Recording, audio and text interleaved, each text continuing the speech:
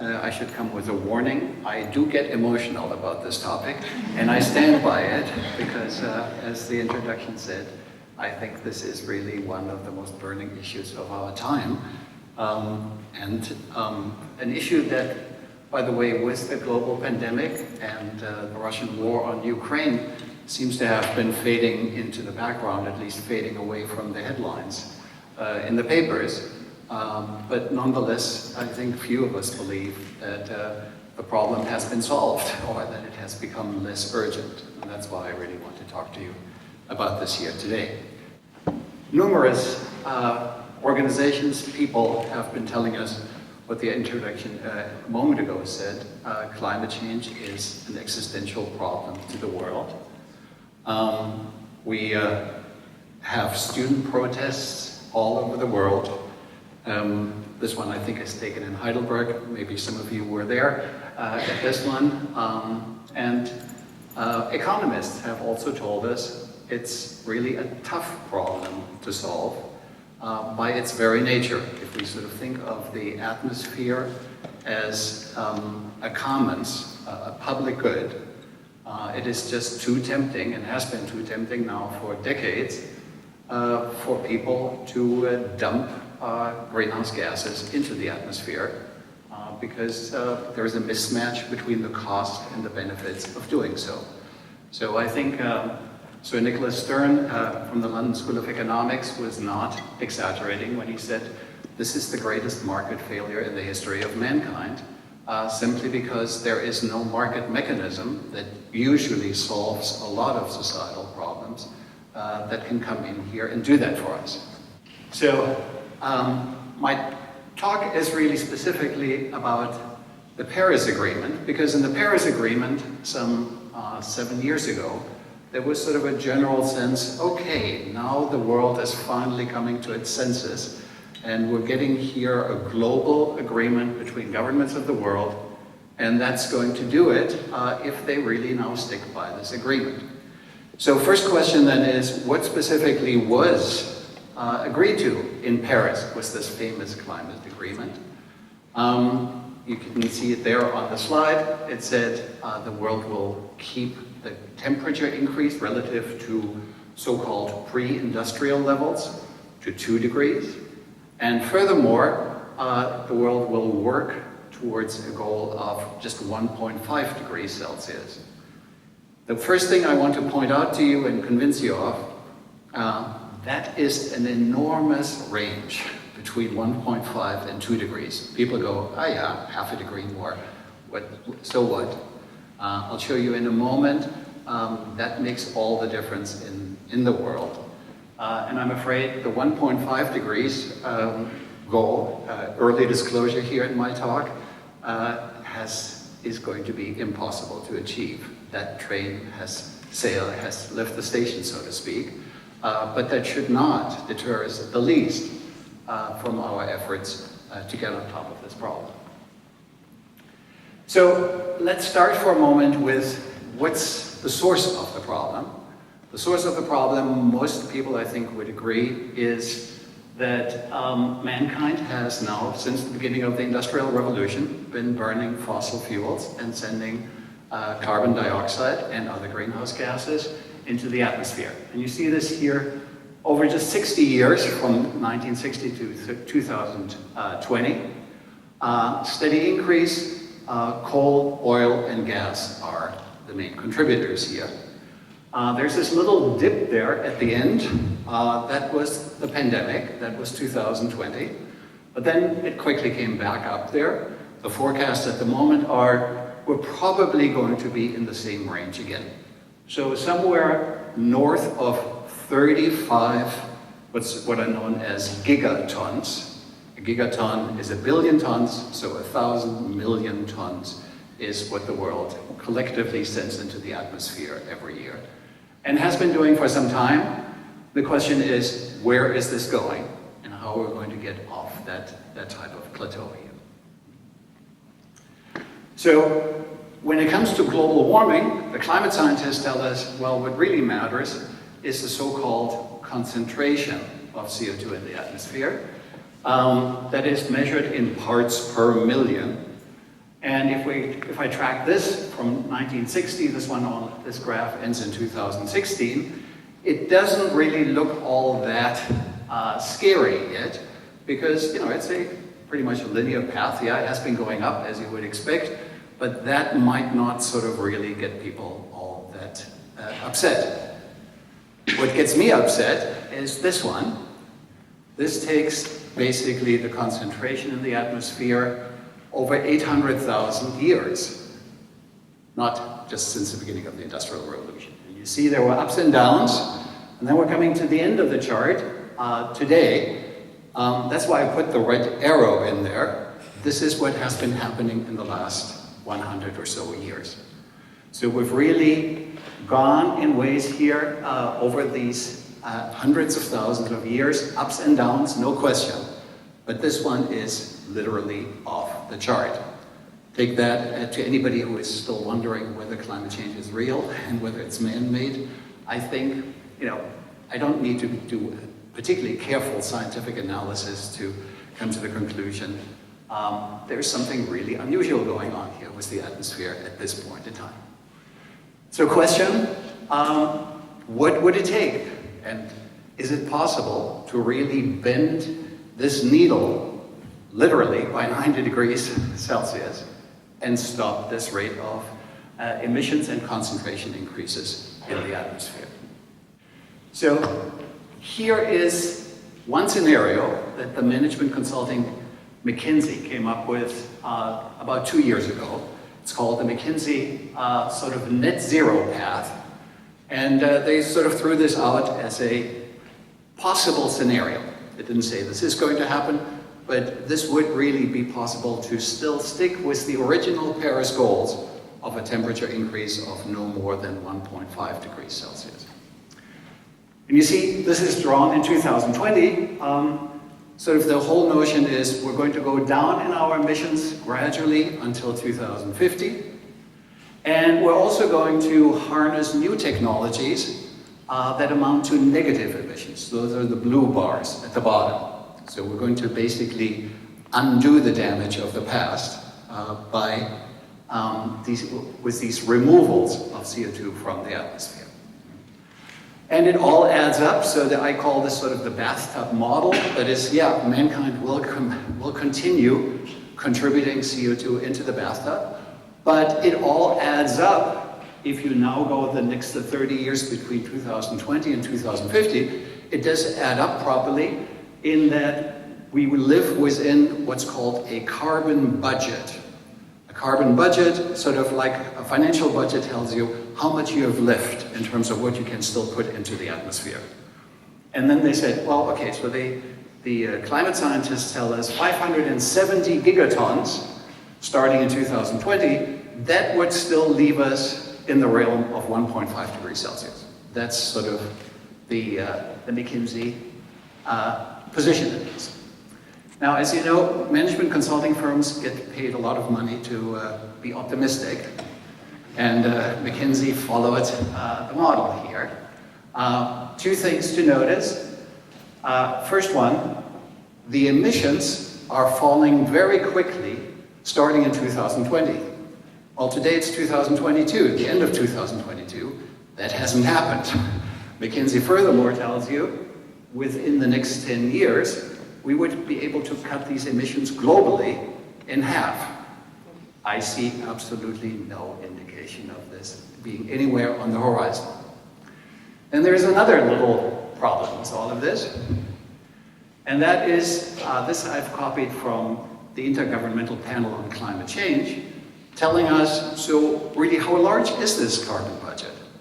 And they have gone down here different warming scenarios, 1.5, 1.7, all the way to 2 degrees. Remember the range of the Paris Agreement.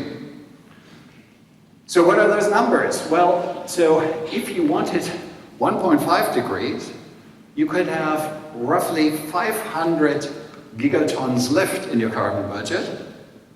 McKinsey came down with 570, but then you would only have a 50% chance of making that. So in other words, it's even odds making it or making it not to your goal. So this leads me to conclude unless there is really something close to a miracle happening, 1.5 degrees is really no longer in the cards. That's what I said earlier, that train has left the station. And some people, may bemoan that and say, that's terrible. Yes, it is terrible, but at a certain level. But I think now it's the question, what else is doable? And what else is doable in the next 30 years, if we sort of take that our planning horizon. So here's another scenario, one that sort of we worked out at this Mannheim Institute for Sustainable Energy Studies, that says, well, if we really now take into consideration where we are today, 2022, and the trends that we're seeing in all of this, would at least 1.7 degrees still be possible. That would actually give us a carbon budget, still according to the earlier statistic, of roughly 700 gigatons. That's quite a bit more than 570. And it would give us a 2/3 chance, at least, of making that goal. And you see, the other thing that's sort of changing in this scenario is the notion, how quick is this progress going to come? And I think that's, in this whole debate, in this policy debate, an absolutely critical issue. Yes, there are promising signs of being able to turn this around, but how fast, how quick can these things happen? And so you see, the reductions that we've sort of put in here are far more moderate for this decade, simply extrapolating what we have seen thus far up to this point in time. So I know this feels a little bit like, mankind would just be kicking the can down the road a little bit and not doing anything real yet. It also may remind you of the prayer of St. Augustine, who wasn't always a saint, but at some point liked the physical pleasures of this world very much, and then at some point issued the prayer, "O Lord, give me chastity and temperance, but not right now." So this is a way to basically say, I can do this basically starting the year 2030 with very substantive reductions. And what I want to argue in the remaining time is there's reason to believe that that's really possible. How do we get into sort of a situation and into a policy track that keeps these emissions cumulatively within a bathtub of this size, say 700 gigatons? The European Union, in my mind, has taken a major step in this direction, and a good step that should make all of us feel better. China has instituted a similar system last year, and there are other parts of the world that also have been working towards that. These are so-called cap and trade systems. So the important thing is you're setting a cap in terms of these are the emissions we're going to allow an economy or a group of economies, in the case of the European Union, to have in any given year. And anybody who emits CO2 on a major scale has to get a permit. And then parties can trade these permits, but the important thing is we're not breaking through the cap. That's the important part, because you don't have a permit. So the way to do this then is to let people trade these permits. This is called the European trading system. And this market has really kicked into gear. For many years it was sort of belittled because prices on this market for 1 ton of CO2 to emit were very low. That has changed quite a bit. Here you see a chart for just the current year, or last year as well, 2021, but you see on average now, 1 ton of CO2, a permit for 1 ton of CO2 trades somewhere around 80 euros per ton. Now that moves the needle, in particular when it comes to investment decisions that perpetuate or potentially perpetuate emissions in the future. So the cap is finally starting to bind, and it really sends the signal to companies investing in new technologies in this area, energy and manufacturing. The unfortunate thing in my mind is that this system is not yet, even in Germany, which has been debating these issues probably as much as just about any country on earth, it isn't being implemented yet uniformly. There's still lots of exceptions, The transportation sector being perhaps the most important one, where basically for a liter of gasoline that your car combusts and then sends out the emissions, you're not paying the going rate under the EU ETS system. Those kinds of things could change if you had sort of a uniform pricing for these emissions, something that politicians have discussed, unfortunately not implemented. Putting that into place, uniform or comprehensive carbon pricing, in my mind, would be a major step forward on this. I talked earlier about negative emissions. Remember the blue ones, the green ones, the bars down. That also, in my mind, could be incentivized a lot better under this European trading scheme, where if you really, and some companies do this now, say Climeworks in Switzerland, if you remove a ton of CO2 from the atmosphere, you get an additional permit, so you can trade this one, and you have finally an incentive to actually undo the damage that previous generations have done in this field. So all of these things, I think, are very promising starting points in this, but ultimately, this has to be built, this new infrastructure, this decarbonized infrastructure. And this is really what we do here sort of most in our time, is an analysis of how quickly decarbonized or low-carbon technologies are becoming economically viable. And you see here candidates that you have all sort of heard and read about: renewable energy storage, hydrogen now sort of on the horizon, also carbon capture and sequestration. All of these things, and I would need sort of a bit more to go into detail, but all of these technologies have made enormous progress over the last 10 years. In some cases, even several decades. If I now extrapolate this over time, that makes me optimistic that we can really achieve major reductions going from here on forward, in particular after the year 2030 and thereafter.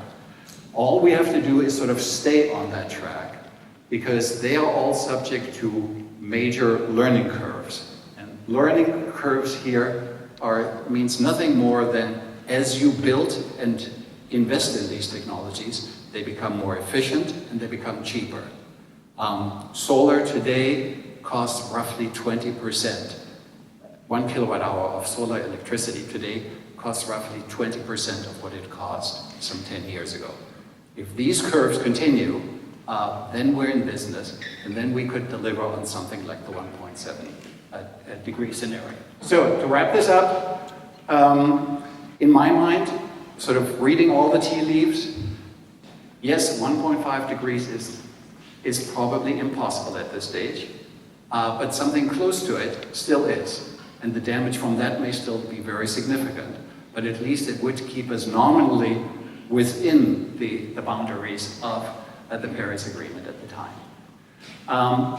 Policy remains crucial in the form of, say, cap-and-trade system, carbon pricing, and making sure that these new technologies are really being built and coming to market. At the end of the day, every 1/10 of 1 degree matters.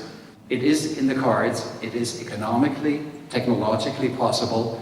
All we need to have is the political will to do it. Thank you.